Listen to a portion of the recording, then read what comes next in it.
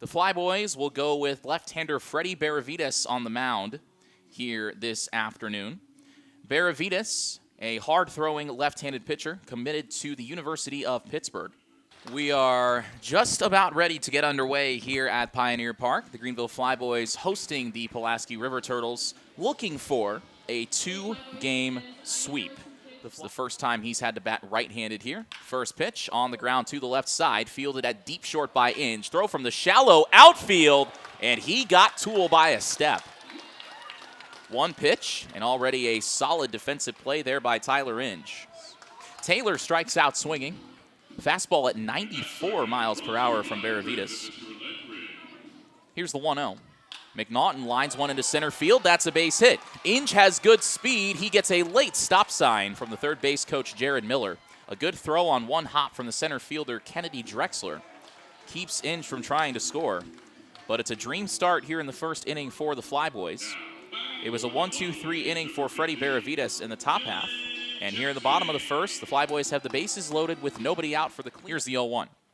Patton gets his hands in, drives this one down the left field line. This will score 2 as both Inge and Hare come home. The throw into third base, and Jace Patton picks up right where he left off yesterday. It's a 2-run single here in the bottom of the first, and the Flyboys take a 2-0 lead. The 0-2. Corner takes strike 3. Benavides punches out a pair in the inning. That fastball up to 95 miles an hour. Right on the outside corner. That is a perfect pitch from the lefty Benavides. Full count, 2 outs. Runners go. McNaughton lines one to center field. That ball is down for a base hit. Miller was off on the pitch. He'll score easily. The throw coming into third is cut off. And Ezra McNaughton's hot start to the season continues. It's an RBI single, and the Flyboys now lead 4-0 here in the bottom of the second. Here's Taylor. First pitch. He swings away, hits this one over the head of Patton into left field for a base hit. Bryant will score. Here comes the throw from McNaughton. It is deflected by the cutoff man as the second run scores. So it's a 2-run single off the bat of Taylor. That one was a high chopper that was hit pretty much straight into the ground, but it went so high over the head of Patton, he didn't have a chance to make a play. The right-hander Brown is set, and the first pitch to Akers. Up the middle, that ball is through for a base hit. Patton rounding third will score without a play. It's an RBI single for Lane Akers.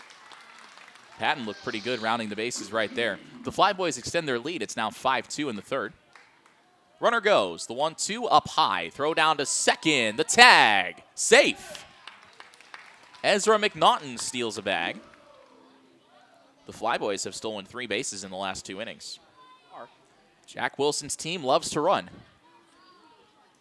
They've now stolen 36 bases on 41 attempts in less than 14 games. Benavides deals. Holt swings and misses at the slider for strike 3. 8 strikeouts through 5 innings for Freddie Benavides. His first start as a Flyboy was a good one. Here's the 2-0.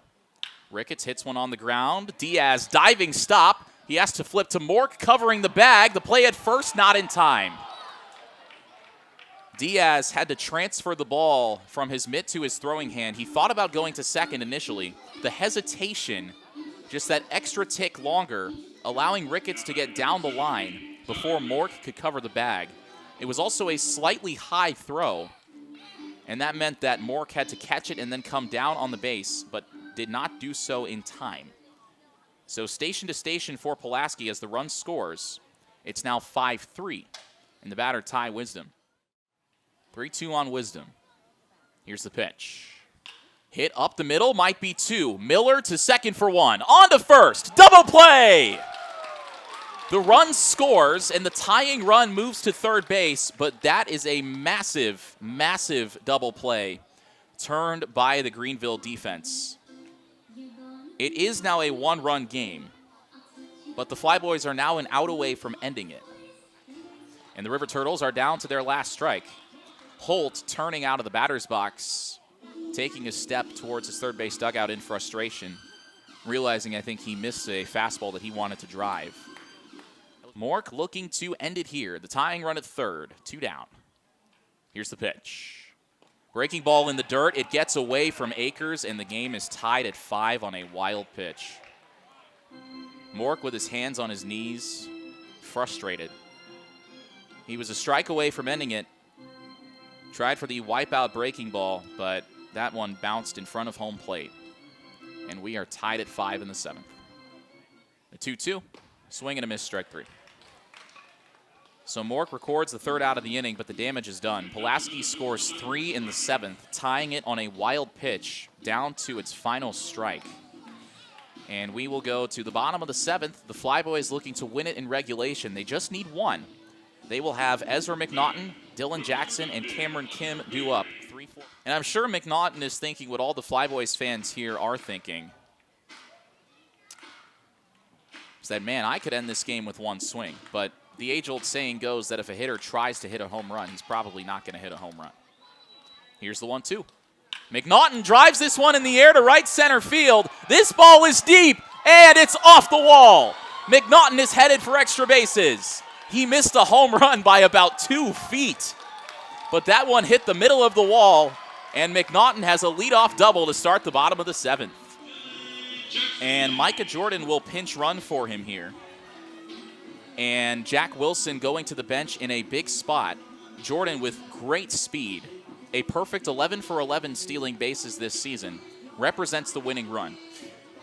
Pulaski will intentionally walk Dylan Jackson to set up the double play. Because Jackson, his run does not matter. The Flyboys just need 1 to win it. The bottom of the 7th in this 7-inning Sunday game. So Jackson is walked to set up the double play. That also, of course, sets up the force at third base as well. The corner infielders are in, anticipating the sacrifice bunt. Kim squares, pulls back, and watches strike 1. Now Jordan takes off for third. He just stole third base. The Flyboys love that delayed steal, and the catcher corner got lackadaisical, lobbing that ball back to the pitcher. Jordan at second base saw that all the way.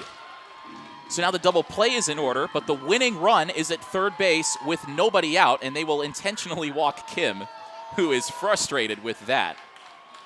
Kim, with his eyes to the sky in frustration there, he wanted to be the one to walk this one off.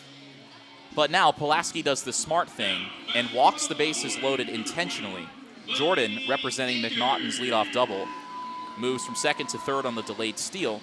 Jackson, intentionally walked, moves up to second after Pulaski chooses to put Kim on at first. So now the batter, Lane Akers. 1-0 on Akers.